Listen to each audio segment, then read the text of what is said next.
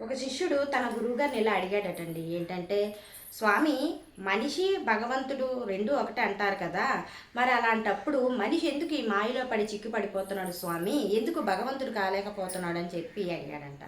దానికి ఆ స్వామీజీ ఇలా అన్నాడంట, నాయన, మనిషికి భగవంతుడికి మధ్య ఒక సన్నని పొర ఉంది. అదేంటంటే అహంకారం. ప్రతి మనిషిలోనూ నేను అనే అహంకారం ఉంటుంది కాబట్టి ఏ మనిషి కూడా భగవంతుడు కాలేకపోతున్నాడు అని చెప్పేసి అన్నాడంట.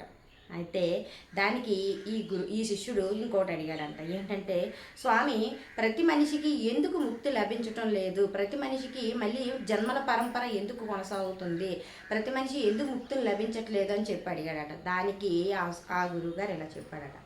దేవుడు ధర్మార్థ కామ మోక్షాలతో బ్రతకమని చెప్పాడు మనిషిని. అంటే ధర్మంగా వచ్చిన దాంతో తృప్తిగా బ్రతకమన్నాడు, కోరికల్ని జయించమన్నాడు, చివరికి మోక్షాన్ని సిద్ధింప చేసుకోమని చెప్పాడు. కానీ మానవుడు మాత్రం అవేవి చేయటం లేదు. తన స్వార్థం కోసం, తన అసూయ కోసం, తన ఈర్ష్యల కోసం ఏదైనా చేస్తున్నాడు.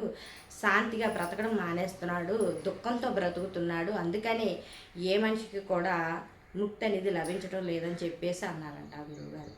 ఈ కథలో మనం తెలుసుకున్నది ఏంటంటే, మనం భగవంతుడు కాలేకపోతున్నాం, ఎప్పటికీ దుఃఖంలో ఉండిపోవటానికి కారణం దేవుడు అసూయ ద్వేషాలను ఇచ్చాడు. అలాగే ధర్మార్థకామ మోక్షంలో ధర్మంగా బ్రతకమని కూడా ఇచ్చాడు. కానీ మనం ఏది తీసుకొని భగవంతుడి దగ్గర అవుతున్నాం, ఏది తీసుకోకుండా దూరం అవుతున్నాం అనేది మన ప్రవర్తన బట్టే ఉంటుంది.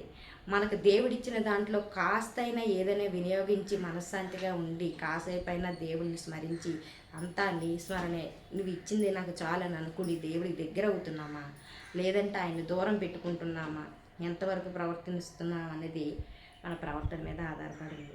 అవునా కాదా ఫ్రెండ్స్?